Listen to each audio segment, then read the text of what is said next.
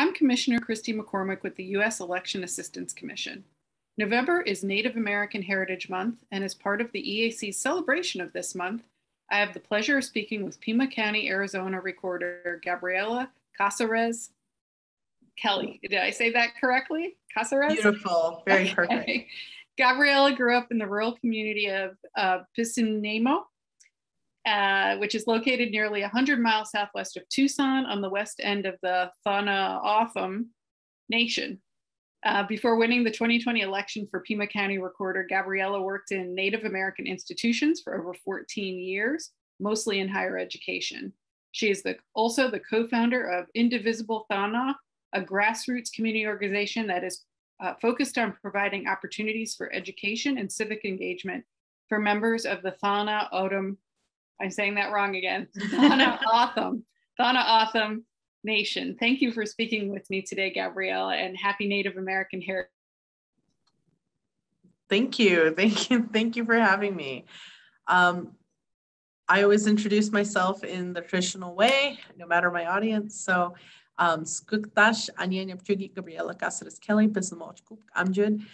Good day. My name is Gabriela Casares Kelly. I'm from the communities of Pismo and Kupk, which are located on the Thanautham Nation, which is right here in beautiful Pima County, where I'm now serving as the Pima County Recorder, the first Native American to ever hold an elected countywide seat, and I think the third or fourth in the state of Arizona to hold a countywide seat.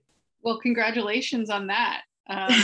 Thank you. Great. Can you share a little bit about your background and how you got your start in elections? As you mentioned, I did work as an educator for about 14 years. One of the positions that I was in was at Thanautham Community College. It's a community college just like any other. It's public, it's open to the community, but it was focused on language revitalization and Thanautham history and particularly catered to Thanautham students, but we had a whole bunch of native and non-native students. And so someone asked me if I would host a voter registration table. And I said, sure thing. I don't even remember what the organization was. And I was the academic advisor and sounded, like something our students should be able to do. So cool. We set up a table in the student lounge on a Thursday, on a Wednesday and a Thursday to catch all of our Monday, Wednesdays, and all of our Tuesday, Thursday students. And we thought that should be sufficient. That's fine. That table ended up staying up in the student lounge, which was really close to my office, for nearly a month. We actually scooted it over and had it sitting right in front of my office, and people would have to walk around that table to come get advising services from me because we were running into so many problems getting college students and Native Americans or Native American college students registered to vote. And so we were running into a lot of really basic things that were preventing people from even registering to vote. Yeah, it's interesting you say that because I always say once elections gets a hold of you, it doesn't let go. And it's kind of into Hotel California, I mean, once you check in, I mean, you're all in, and it's a passion. So. Right. So what ended up happening, we would run into issues with students. I would make calls to the Pima County Recorder's Office, and I would scour through the website and I would look for resources for them because I was seeing such a pattern of issues from these specific demographics. I was like, oh, this has got to be a common issue. This is probably something they deal with all the time. It's probably on their website. And I wouldn't find the information. And so then I would call, and I started to get to know some of the women in the office. And, if they weren't here, if they were on lunch or something, couldn't take my phone call, I'd have to send an email or, whatever. And I was constantly calling and asking these questions about how to get community registered to vote. And so it did take a hold of me, and it was exciting, and it was heartbreaking and frustrating. And so I would, I got everybody on our campus registered to vote. And then I started having students saying things to me like, well, my aunt needs to register to vote. Where can she go? My cousin or my boyfriend or my boyfriend's mom. And I realized it was such a larger issue. And so the community organization that I co-founded with my friends, we started doing voter outreach in rural communities, literally packing up a tent and a table, and on our free time in our days off, we would go to community events and we would talk to people about voting. And so it wasn't something that I thought I was going to be pursuing. You know, my focus had been education this entire time. But right around that same time, we were starting to see, you know, the rise of the conversation around the border wall. And for people who are not familiar with my tribe, which is almost everybody, the Thon-O'odham Nation is about the size of Connecticut, and the majority of it is in Arizona, but our traditional lands extend into Mexico. So we're literally a community that we didn't cross the border crossed us. And we share about 69 miles with the US and Mexico border. Runs right through our tribal lands, and it separates families and communities and tradition and history and culture. And so when this rhetoric around the border wall was increasing, you know, we started doing outreach to congresspeople and senators and finding out like what's our legal recourse? Like, what can we do on paper before we have to stop something from happening with our bodies, like they did in Standing Rock? You know, we were very concerned with strangers coming down to the Thon-O'odham Nation, where temperatures can reach 117 degrees in the summer. And if Greg from Ohio is coming to support us and gets dehydrated, you know, that causes more of a problem. So we wanted to know what we could do on paper, and everything kept going back to, you don't have a large enough voting block for these congresspeople or senators to pay attention or care about what is going on in your area. And all of that led back to people not being able to vote. And so when my predecessor announced that she was retiring from this office after being in office for 28 years, it felt like I owed it to my community to at least try, that I had a duty to at least try. And it resonated with people, and they voted me in. Here I am. That's awesome. That is so awesome. Well, you've been on the job now for a year, right? So just about. Yeah. So in that job, how do you ensure that all voters, especially Native Americans in your jurisdiction, are able to participate in the voting process?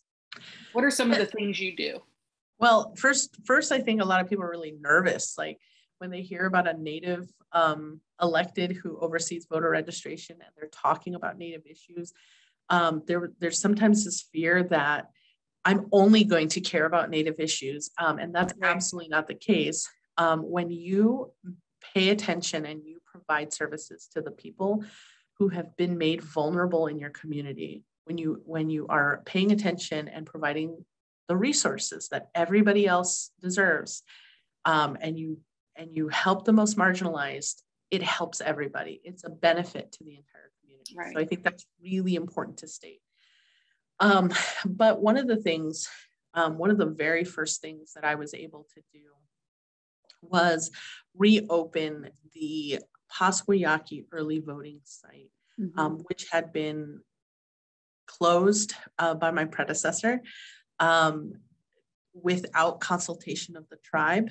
And because of federal, the striking down Shelby versus Holder, the famous case, did not require any pre-clearance of the federal government. And so she was able to close that despite massive public pushback. And I was able to reopen it and say, no, this is important. We are going to have an early voting site in this community that lacks transportation infrastructure, that struggles with internet infrastructure, that has had a history of voter disenfranchisement, from the Arizona government.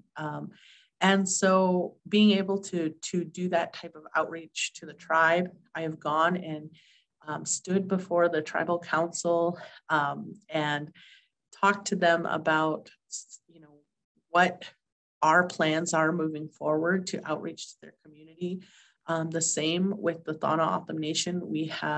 I have a Tohono O'odham outreach coordinator. This is a position in my office that is dedicated to tribal outreach. We are currently hiring for a Pascua Yaqui tribal outreach coordinator, and the two of them will be responsible for interacting with our two tribes that we have in Pima County. So there are just two tribes then, the Pascua Yaqui and the Tohono O'odham? Yes. So there's only two, and even this is kind of, the more and more I talk with elections officials throughout the country and the state, the more I realize kind of these weird perceptions that people have of Native Americans to begin with. Yes, there are only two Native American tribes who officially have reservations within our area, within Pima County. But the Native representation is always much larger. Of course, yeah. And so within the state of Arizona, we have 22 distinct tribal nations, right. And within the country, we have, I believe, 574 distinct tribes. And so that's why I was asking, because it seemed like two was like a small amount to me for that area, and that explains it with the reservations. Yes. So in the reservation that, my reservation, the Tohono O'odham Nation, it's the size of Connecticut. It's right. The second largest reservation in the country, right behind Navajo Nation. Right. And so because of that and the massive land size, that's what is part of what makes up Pima, which is, interestingly enough, is an O'odham word. The word Pima comes from our language, and the heart of our county. My office right now is in Tucson, Chukshan. That comes from my language. We're surrounded actually by influences of the Tohono O'odham language and community, and most people just have never noticed before. Oh, interesting. That's so interesting. So what things do you do then for outreach to the natives, whether it's the tribe on the reservations or off the reservations? We've done so much, actually. One of the first things that we've done on the tribal government portion. So our nation, the Tohono O'odham Nation, is split up into a bunch of different districts. It has 11 different districts, 9 of which are in Pima County, and which also double as precinct locations for election days. And all of those communities have their own chairperson and vice chair and tribal and district council. And so they meet regularly to talk about community issues, and they talk about, things that are coming up or needs from the community. And so we have presented at every single one of those. And it has been really interesting because, as I have said before, the Tohono O'odham Nation and a lot of tribal communities, not all of them, but a lot of tribal communities struggle with internet infrastructure. Right. And so for them to switch into Zoom and to start utilizing Zoom in an area where, there are internet struggles, there's lack of computer access, there's no lack of electricity sometimes. Yeah, there's a lack of electricity, and there's even a lack of public resources such as public libraries. So a reservation the size of Connecticut, there's literally no Pima County Public Library anywhere within the nation. And so, it's not like people can just go and hop on a computer. And then we're also dealing with the pandemic and COVID and all of those kinds of things. But what we've done, we created a PowerPoint presentation that had all of the statistics of how these communities were voting and what their voter turnout was and what it's historically been, and to show the growth of numbers of folks that are registered to vote and who's voting and how they're voting, whether that means they're voting in person or voting early through my office. And so we were able to share those statistics with every single one of those communities. And we got a lot of really positive feedback, and people felt like they could ask questions, and that was to make them familiar with who they should go to if they have a question. And, it's really intimidating, I think, and I'm like, great job, Commissioner, for taking a really good stab at pronouncing the name of my community where I'm from, Bisin-Mo'o. There are two different pronunciations. There's the O'odham pronunciation in our language. It's Bisin-Mo'o, actually translates to buffalo head. Supposedly there was a buffalo head found there back in the day. And then there's what we call the anglicized version, which is what ADOT decided Bisin-Mo'o should look like, which changed the way that language is used. And now, even on the sides of the buildings in Bisin-Mo'o, you will see Pisinimo. But when you're calling from a community like Bisin-Mo'o or Pisinimo, and you're having to call an office in the city, and they ask you for your address, and you say a PO box, right away there, if you're asking questions about your polling locations, right. There's a disconnect because somebody is literally speaking a different language to you. And because like I said before, there's inconsistencies with our language, with the spelling, with who can spell and how, and there's different versions. Literally, I think you were showing me an I voted state before. Oh, I did. That was so interesting. So this is Ani ant Haichu Wodort. Ani ant Haichu Wodort in Pima County. And that Haichu in the middle, depending on who you ask, that could be wrong because of dialect. And even though this looks kind of like it would be, in English, Annie, Ant, Hichu, Wodalt, if you're hearing this on the phone and somebody is talking about Bisin-Mo'o or Hikwan or Chukutkuk or Shtuktwag, and you're trying to explain to people where you actually live, that's sometimes intimidating because you already know that the person who you're talking to isn't familiar with your community. Yeah. And you're bracing for that. And that was why when I started, doing my initial research and learning about this office back when I was just trying to get voters registered, that's why I was the one calling, because I already knew who to talk to. I already knew the words to say that would get them to transfer me 2 or maybe 3 different times to get to the right person. I knew the system. And so it was easier for me to navigate. And then I would be able to spell. And, for me to spell in O'odham, that's not a normal, that's not an everyday skill for a lot of people. And there's a lot of different places that, depending on where you're from, the spelling can be completely different. Like, there's a place called Shtuktwag. Officially, I think it's S-CHUK.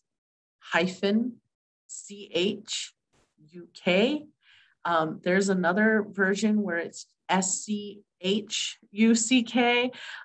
There's another version where they completely take off the S. Yeah. And so it can be very confusing. It can be very, very confusing. Yeah. And so all these different communities that you were telling me about, these different districts and things, how have you been able to get them involved in the election process? Or are you able to recruit poll workers? And, how have you made changes in recruiting poll workers for these? So we haven't been able to, for this, we haven't had a countywide election, of course, not yet.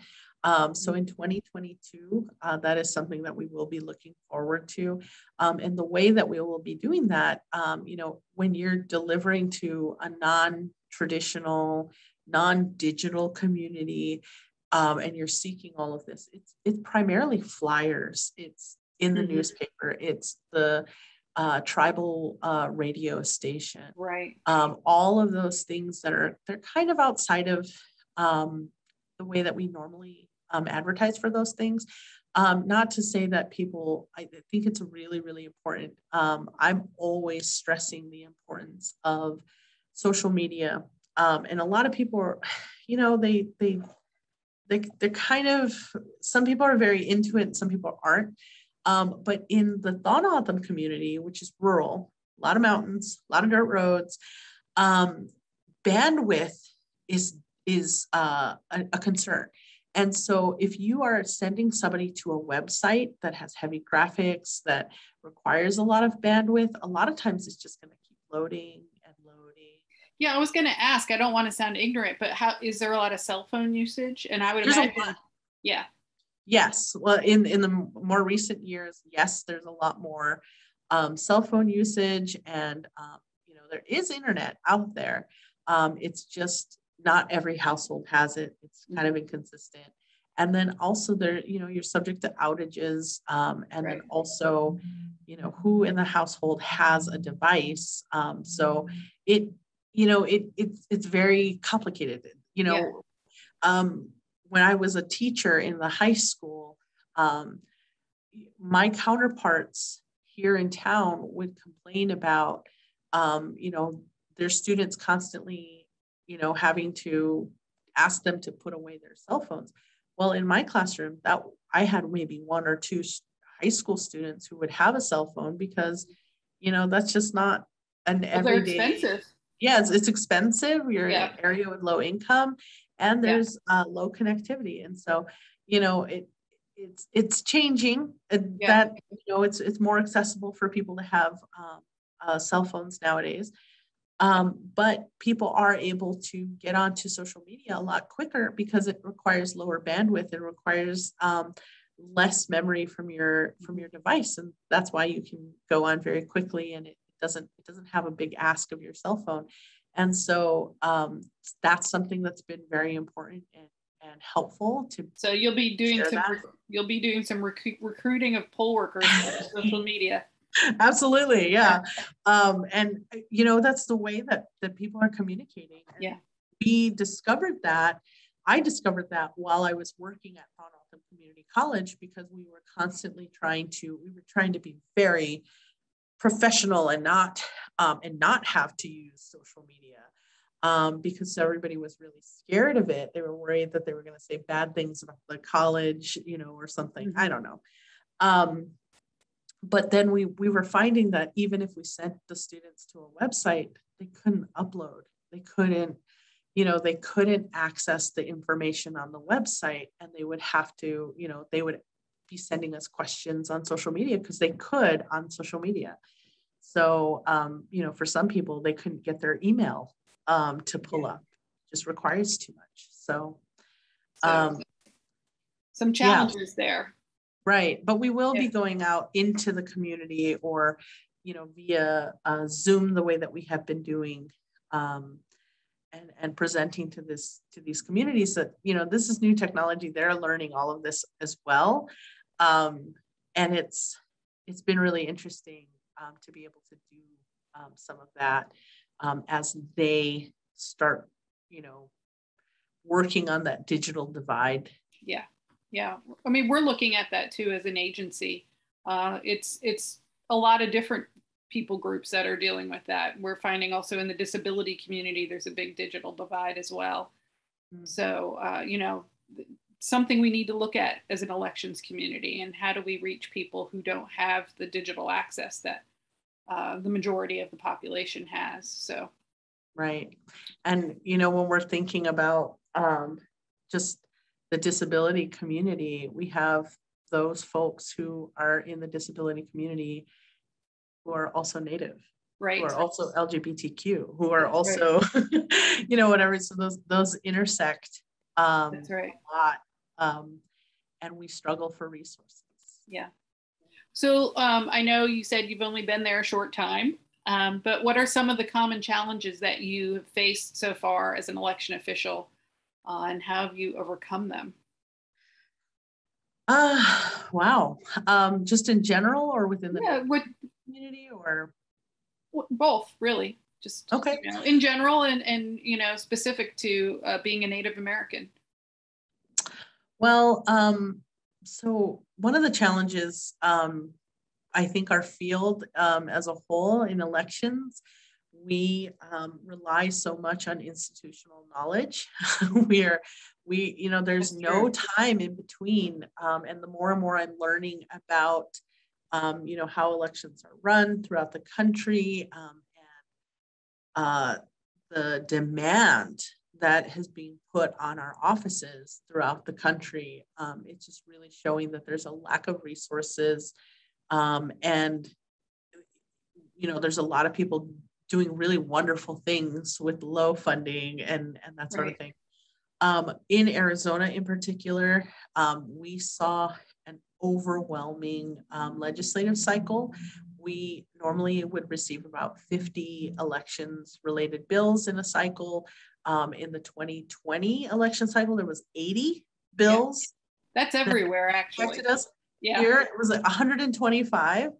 And, you know, 100. A lot to track. That's a ton. It's a ton to pay attention to. Yeah. And it's a full-time job for someone. And especially when you don't have a person dedicated to tracking all of that. And again, the resources. Yeah.